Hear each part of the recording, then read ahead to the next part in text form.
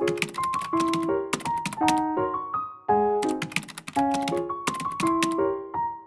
semuanya, kami dari kelompok 3 yang beranggotakan dengan saya sendiri atas nama Dinda Aulia dengan NIM 7241240010. Selanjutnya teman-teman saya atas nama Agustian Sinambela dengan NIM 7241240020. Mutia Sugianto dengan NIM 7241240009.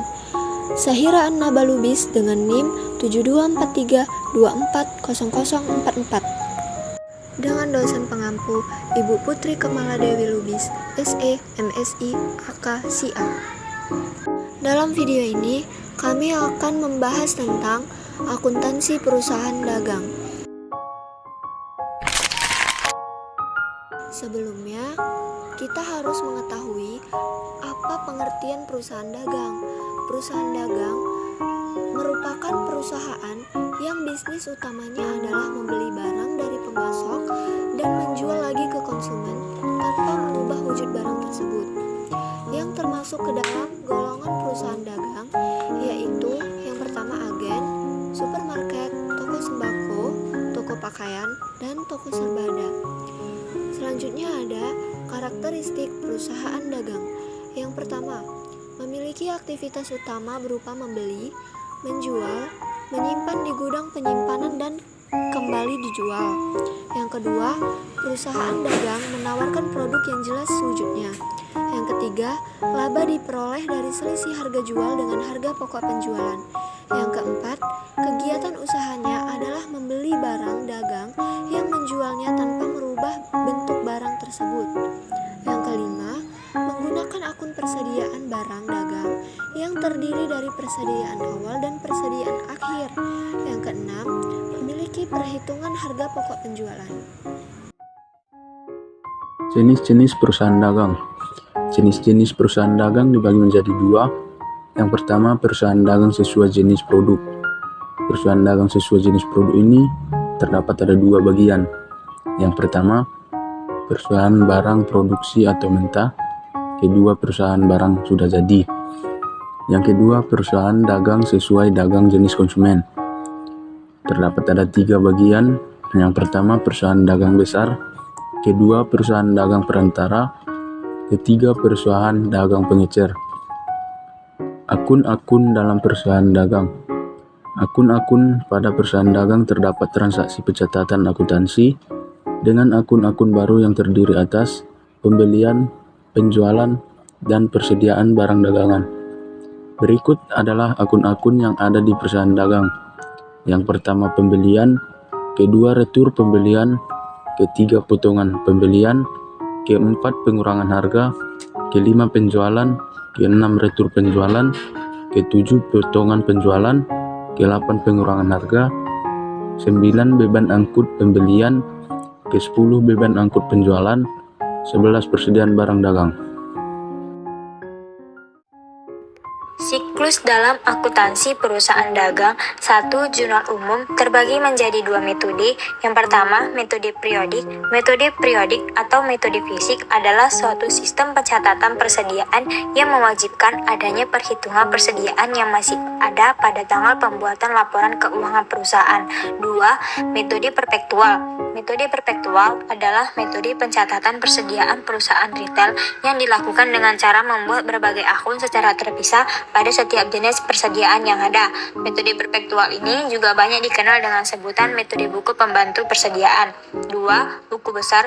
Buku besar adalah dokumentasi kumpulan data transaksi suatu perusahaan dagang yang sebelumnya terdapat dalam jurnal. 3. Neraca saldo sebelum penyesuaian. Neraca saldo sebelum penyesuaian atau unadjusted trial balance adalah laporan akuntansi yang dibuat setelah semua transaksi dicatat dalam buku besar.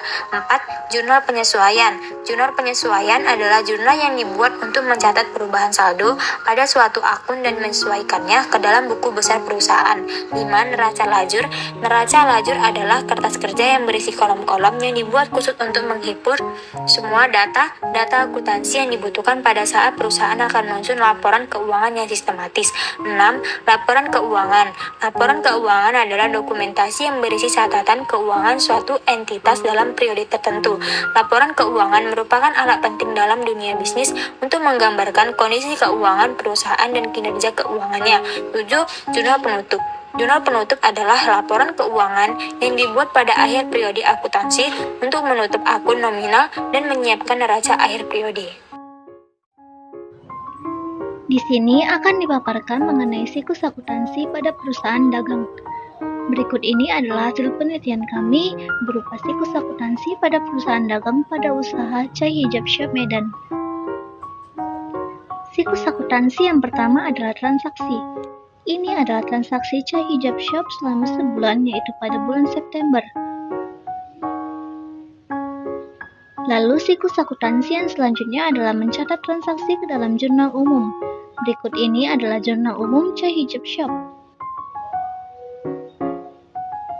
Setelah membuat jurnal umum, tahap yang selanjutnya adalah posting ke buku besar. Ini adalah buku besar dari Chai Hijab Shop. Siklus yang selanjutnya adalah membuat neraca saldo yang belum disesuaikan. Berikut ini adalah neraca saldo yang belum disesuaikan milik Chai Hijab Shop. Siklus yang kelima adalah membuat jurnal penyesuaian. Berikut ini adalah jurnal penyesuaian dan jurnal penyesuaian dari Chai Hijab Shop. Selanjutnya adalah membuat neraca saldo yang disesuaikan. Ini adalah neraca saldo yang disesuaikan milik Chai Hijab Shop. Tahap selanjutnya adalah membuat kertas kerja, yang mana terdiri dari 12 kolom. Berikut ini adalah kertas kerja Chai Hijab Shop. Siklus akuntansi yang ke-8 adalah membuat laporan keuangan, yang mana terdiri dari laporan laba rugi, laporan ekuitas pemilik, dan laporan posisi keuangan. Berikut ini ditunjukkan laporan laba rugi Chai Hijab Shop. Selanjutnya, laporan ekuitas pemilik Chai Hijab Shop. Dan ini adalah laporan posisi keuangan Chai Hijab Shop. Dan siklus akuntansi yang terakhir adalah jurnal penutup. Berikut ini adalah jurnal penutup dari Chai Hijab Shop.